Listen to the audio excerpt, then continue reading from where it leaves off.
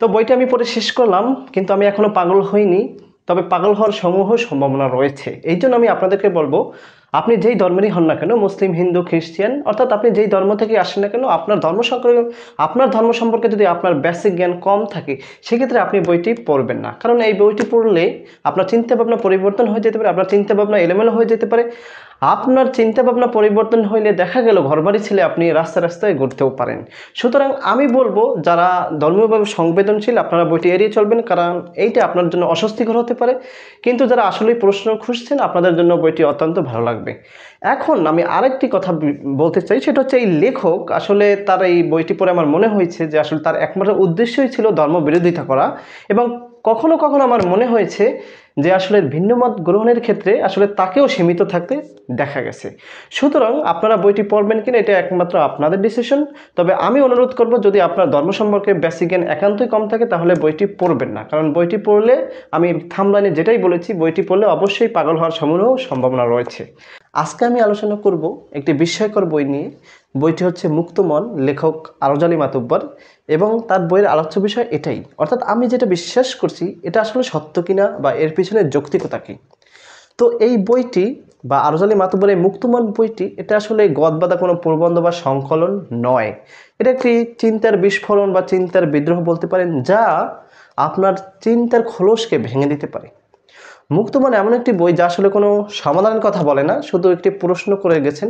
লেখক এখানে অনেকগুলো প্রশ্ন ছড়িয়ে দিয়েছেন পাঠকদের উদ্দেশ্যে, অর্থাৎ তিনি কোনো সমাধান দিয়ে যাননি, পাঠকরাই মূলত এর সমাধান খুঁজে নেবেন। এখন বিষয়টা হচ্ছে, এই যে সমাজ বা ধর্ম, এই যে আমাদের বিশ্বাস, এই বিশ্বাসের প্রতি তিনি নির্মমভাবে কিছু প্রশ্ন তুলে দিয়েছেন, যা স্বাভাবিকভাবে কোনো ধর্মীয় সংবেদনশীল পার্সন অথবা হতে পারে ভক্তিপূর্ণ মস্তিষ্কের জন্য এটা অস্বস্তিকর হবে। কিন্তু যারা আসলেই প্রশ্ন খুঁজছেন, তার জন্য বইটি পড়ে অত্যন্ত ভালো লাগবে। কারণ আসলে যারা মুক্তচিন্তায় বিশ্বাসী বা মুক্তচিন্তা লালন করেন, বা আসলেই নতুন কিছু জানতে চাচ্ছেন, এমন এমন প্রশ্ন এখানে লেখক করেছেন যা আসলে স্বাভাবিক মস্তিষ্কে বা সুস্থ মস্তিষ্কে একটা মানুষ কখনো কল্পনাও করতে পারবে না। হ্যাঁ, কারণ আমরা এমন একটা ফ্রেমের মধ্যে বড় হচ্ছি, যেই ফ্রেমের বাইরে কিন্তু আমরা চিন্তা করি না। অর্থাৎ এটাকেই তিনি বলছেন, অর্থাৎ এই যে তিনি বলছেন সমাজ এবং ধর্ম এবং বিশ্বাস, এই তিনটাই কিন্তু আমাদের চিন্তার একটা সীমানা তৈরি করে দেয়। লেখক যে আসলে প্রশ্নগুলো তুলে দিয়েছেন, তার প্রশ্নগুলোর ধরনটা ঠিক এরকম যে আসলে আমরা যে ধর্ম কি মানুষের আসলে সৃষ্টি, নাকি আসলে আসমান থেকে নেমে আসা আসলেই কোনো সত্য, এবং আমাদের এই বিচার কি আমাদের ইহ জীবনে হওয়া উচিত, মানে অর্থাৎ আমাদের এই বিচার কি আমাদের মৃত্যুর পরে হওয়া উচিত, নাকি জীবদ্দশাতে হওয়া উচিত। হ্যাঁ, এই ধরনের প্রশ্ন। সো আমি তাদের বই থেকে যদি রেফারেন্স দিই, বইতে এরকম কিছু কিছু ঘটনা বা এরকম কিছু কিছু প্রশ্ন তিনি ছুড়ে দিয়েছেন পাঠকদের উদ্দেশ্যে, যেরকম সৃষ্টিকর্তা তো আমরা জানি সর্বশক্তিমান, ঠিক আছে, অলমাইটি। সো এই সৃষ্টিকর্তা, এই সর্বশক্তিমান সৃষ্টিকর্তার ক্ষেত্রে মানে এই বিশ্বজগৎ পরিচালনার জন্য আসলে ফেরেশতাদের সাহায্য কেন দরকার? কারণ আপনারা জানেন, আমাদের ইসলাম ধর্মে বলা আছে জিবরিল আলাইহিস সালাম তিনি সংবাদদাতা হিসেবে কাজ করেছেন, আজরাইল আলাইহিস সালাম তিনি জান কবজের দায়িত্বে আছেন। হ্যাঁ, তারপর মিকাইল আলাইহিস সালাম যিনি খাদ্য বন্টন বা আবহাওয়া পরিচালনার দায়িত্বে আছেন।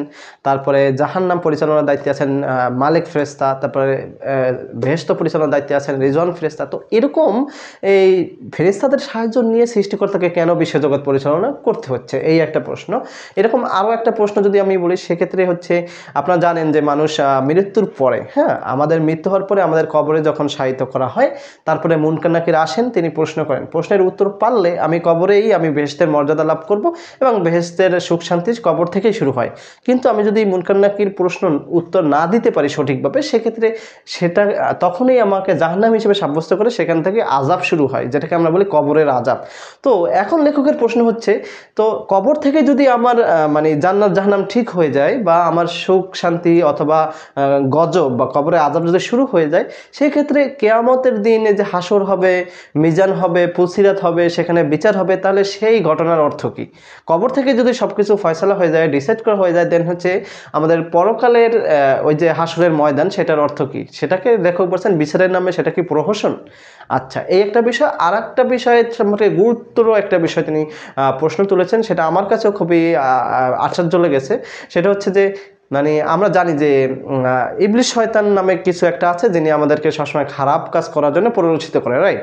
তো এখন কথা হচ্ছে, ইবলিস শয়তান তো মানে আদম আলাইহিস সালামের ওই সময়, আদম আলাইহিস সালামকে বেহেশত থেকে যখন পাঠানো হয় দুনিয়াতে, আদম আলাইহিস সালামের সময় ইবলিস শয়তান একজন ছিল। এখন কথা হলো যে ইবলিশ শয়তান কি একজনই?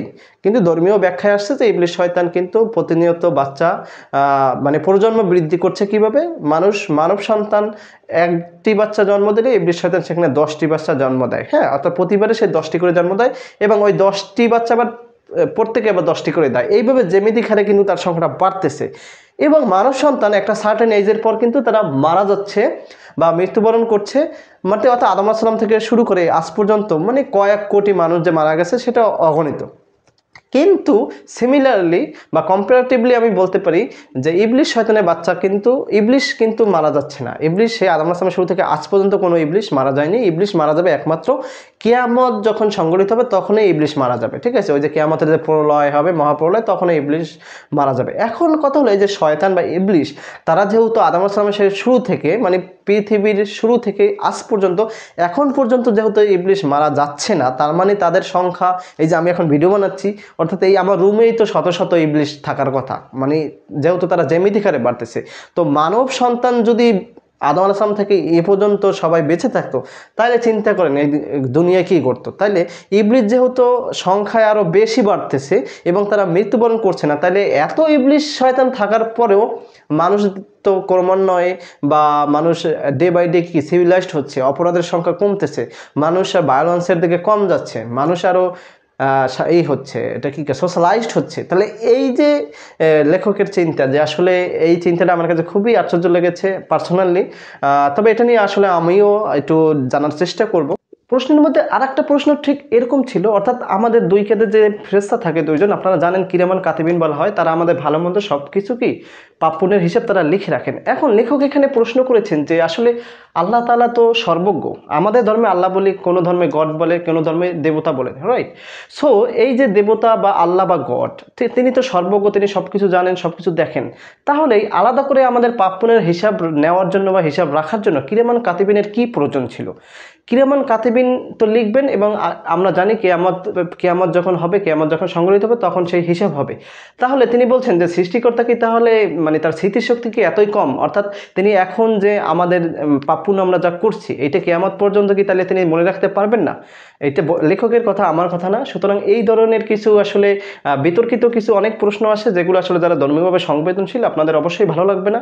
সুতরাং আমি বলতে চাই, যদি আপনারা আসলে মুক্ত চিন্তা লালন করেন বা মুক্ত চিন্তার অধিকারী হন তাইলে বইটি পড়বেন, অন্যথায় বইটি পড়লে কিন্তু পাগল হওয়ার সমূহ সম্ভাবনা রয়েছে, অবশ্যই রয়েছে। ধন্যবাদ সবাইকে।